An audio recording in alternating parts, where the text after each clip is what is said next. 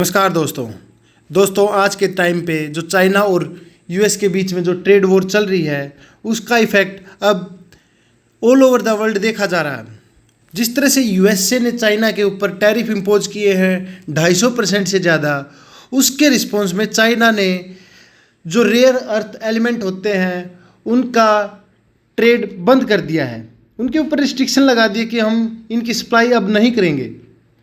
But ये rare earth element होते क्या है और चाइना इसके अंदर किस तरह से डोमिनेट करता है, क्योंकि उसकी लड़ाई 2010 में जिस तरह जापान से होती है और फिर वो रेयर अर्थ एलिमेंट होते हैं जो उनकी सप्लाई भी चाइना को बंद कर देता है और आखिर में चाइना को पीछे हटना पड़ता है।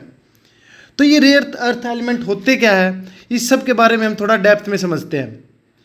जिस तरह हमें पता है कि हमारी पीरियोडिक टेबल है और इसके अंदर जो ये 17 एलिमेंट है, जिसके अंदर 15 एलिमेंट जो लैंथेनाइड ग्रुप है उसके हैं और 2 हैं जो येथेरियम एंड स्कैंडियम।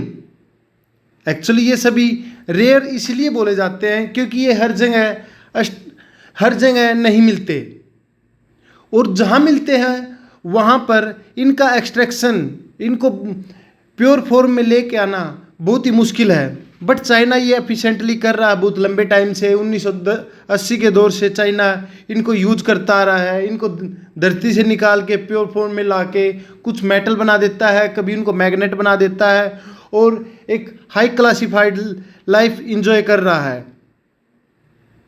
बट जिस तरह से इनका नाम है रेयर अर्थ एलिमेंट, हम बार बार न्यूज़ में सुनते हैं कि क्रिटिकल एलिमेंट, कुछ बोलते हैं कि रेयर अर्थ एलिमेंट। क्या इन दोनों में थोड़ा बहुत फ़र्क है?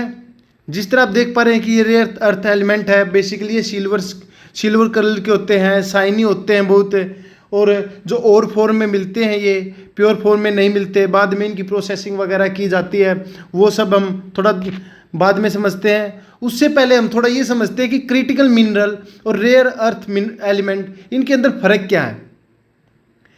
अब रेयर अर्थ एलिमेंट हमने देख लिया जो कि, लेकिन क्रिटिकल मिनरल भी एक उसी का मेजर सेट होता है। मान लो कुछ एलिमेंट है, उसके अंदर 5 एलिमेंट मान लो रेयर अर्थ एलिमेंट के हैं और जो 10 है टोटल वो सभी क्रिटिकल मिनरल है। तो कहने का मतलब ये है कि सभी critical mineral rare earth element नहीं होते, बट जो रेयर अर्थ एलिमेंट है वो क्रिटिकल मिनरल होते हैं। मीन्स अगर कुछ एलिमेंट की सप्लाई अगर रुक जाए तो उनका इनको इकोनॉमी पर बहुत ज़्यादा बर्डन पड़ता है। जिस तरह से ग्रेफाइट की अगर शॉर्टेज हो जाए या फिर ट्रेड स्टॉप हो जाए तो बहुत ही ज़्यादा इफेक्ट पड़ेगा। कोबाल्ट, आयरन, एल्यूमिनियम, क्योंकि डेली लाइफ में भी यूज होते हैं। बट एक अदर हैंड क्या होता है, रेयर अर्थ एलिमेंट वो होते हैं जो बहुत ही एडवांस टेक्नोलॉजी में यूज होते हैं, जैसे इलेक्ट्रिकल बस, इलेक्ट्रिकल स्कूटी, बैटरी, एडवांस जो वेपन है। अब वेपन के बिना भी काम चल सकता है। अब बैटरी है जो रिचार्जेबल बैटरी है, उनके बिना भी काम चल सकता है। कंप्यूटर के अंदर हाई क्लासिफाइड चिप होती हैं तो लो क्लासिफाइड चिप के द्वारा भी काम चलाया जा सकता है। बट अगर क्रिटिकल मिनरल है जो, अगर उनका डिसरप्शन हो जाए, अगर उनके अंदर कोई ट्रेड वगैरह बंद हो जाए तो इकोनॉमी पर बहुत ही ज़्यादा गहरा प्रभाव पड़ता है। तो ये सब कुछ मेजर बातें हैं रेयर अर्थ एलिमेंट और क्रिटिकल मिनरल के बारे में। अब इनके यूज क्या हैं, अब हम थोड़ा डेप्थ में ये देखते हैं कि रेयर अर्थ एलिमेंट है जो, उनके यूज क्या क्या हैं। जैसे कंप्यूटर चिप में वगैरह में यूज होता है, रिचार्जेबल बैटरीज में, सेल फोन वगैरह में यूज होता है। और आज के टाइम पे हम देख सकते हैं कि जिस तरह से वार चल रही है, इंडिया के द्वारा ऑपरेशन किए जाते हैं, high classified drone, missile, GPS वगैरह में, तो हर जगह ये हम ये कह सकते हैं कि रेयर अर्थ एलिमेंट का यूज होता है। इवन मेडिकल साइंस में भी जो स्कैंडियम है जो हमने देखा था पीछे, उसका अर्थराइटिस और क्या बोलते हैं कैंसर वगैरह में भी उसका यूज किया जाता है। बट इनको रेयर ही क्यों बोला गया है, और इनको रेयर बोलने के लिए ही तो चाइना जिम्मेवार है। क्योंकि क्या होता है, रेयर इनको इसीलिए बोला जाता है क्योंकि इनका एक्सट्रैक्शन, इनको प्योर फॉर्म में लाना बहुत ही मुश्किल है और यही चाइना ने किया है। क्योंकि पहले तो इनको धरती से निकालो एक और फॉर्म में, फिर इनका फाइन पाउडर बनाओ, फिर उनको अच्छे से पानी में धो, कुछ सोलवेंट ऐड करने होते हैं इनके अंदर, कुछ एसिड ऐड करने होते हैं, और कई बार तो क्या होता है रेडियो एक्टिव एलिमेंट भी इनके अंदर से निकल आते हैं एक्सट्रैक्शन के दौरान, थोरियम वगैरह, यूरेनियम वगैरह, अब उनको भी कंट्रोल करना होता है। तो ये सब टेक्नोलॉजी चाइना ने बहुत अच्छे से मैनेज की है टाइम टू टाइम, इसीलिए चाइना इनके अंदर डोमिनेट कर रहा है आज के टाइम पे। क्योंकि मेन चीज होती है इनके लिए, सबसे मेन चीज थी टाइम। क्योंकि चाइना ने जिस टाइम ये अडेप्ट की है टेक्नोलॉजी, उस टाइम पे लोग इतने अवेयर नहीं थे, उस टाइम पर इन्वायरमेंट से कंसर्न इतना ज़्यादा नहीं था, इतनी कन्वेंशन, इतनी प्रोटोकॉल वगैरह नहीं आई थी उस टाइम पे, 1980 के टाइम पे। तो उन्होंने जिस तरह से एक्सट्रैक्शन किया, प्योर फॉर्म में लाया, इनसे वेस्ट भी निकलता है, जार्ड वेस्ट, वो नदियों के सारे बहा दिया, क्योंकि चाइना के पास पानी बहुत है, तो इनको साफ करने के लिए पानी भी चाहिए। और पोल्यूशन को जिस तरह से उन्होंने डिग्रेड किया, पोल्यूशन को जिस तरह से उन्होंने इन्वायरमेंट को जिस तरह से उन्होंने पोल्यूट किया, उस टाइम पर उन्होंने खुद ही ये चीज़ सही, क्योंकि चाइना CO2 का नंबर 1 इमिटर देश है, बट अब वो स्टेबल हो चुका है इन चीज़ों को लेकर।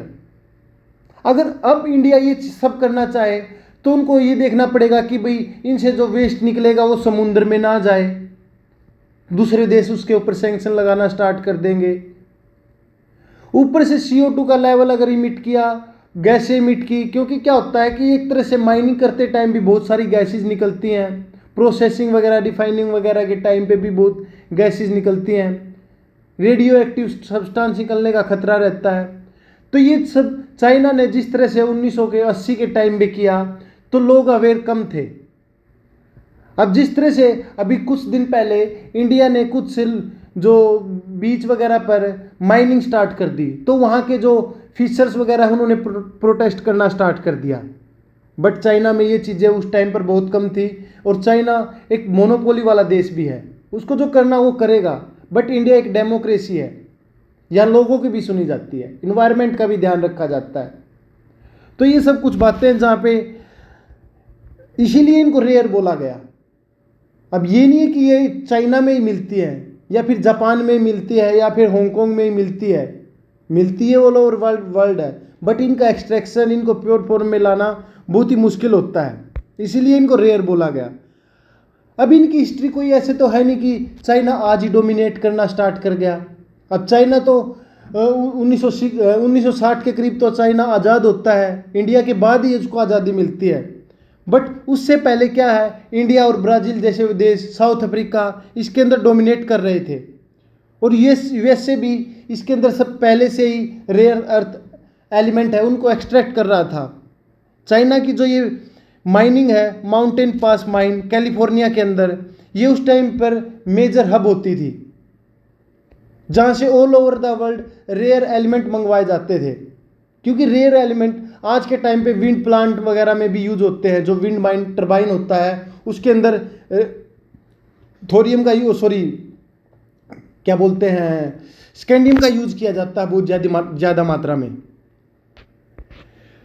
बट इस सब की शुरुआत होती है 1960 में, और ज़्यादा जब कलर टीवी आते हैं। कलर टीवी में हम यूरोपियम का यूज करते हैं, और यूरोपियम बास्टेनाइट्स के ओर से मिलता है, जिसके अंदर उसकी मात्रा होती है 0.1%। अब एक और से हम रेयर अर्थ एलिमेंट इस तरह निकालते हैं कि वो 0.01% की मात्रा में उस ओर से निकलेगा, बट ये कलर टीवी में यूज होता है। तो उस टाइम पर जिस तरह जब कलर टीवी आता है और देखते हैं कि USA का डोमिनेशन स्टार्ट हो गया, तो चाइना भी उसी टाइम पर मार्केट के अंदर एंटर कर जाता है, और कुछ एक्सट्रैक्शन, कुछ कंपनियां वगैरह लगा के वो इनका उत्पाद करना शुरू कर देता है। और देखते देखते 2000 के दशक में स्टार्टिंग में वो एक चीप टाइप के जो रेयर अर्थ एलिमेंट होते हैं उनका ट्रेड करना स्टार्ट कर देता है, और इतने सस्ते दाम पे करता है कि जो चाइना की जो ये माउंटेन पास माइन है, USA की जो ये माउंटेन पास माइन है, ये बंद हो जाती है। इससे कोई रेयर अर्थ एलिमेंट खरीदता ही नहीं, इसके दाम, इस कंपनी के दाम गिर के बिल्कुल जीरो पे हो जाती है। हालांकि ये 2012 में फिर से शुरू होती है, लेकिन 2000 में ये बंद हो जाती है चाइना की वजह से।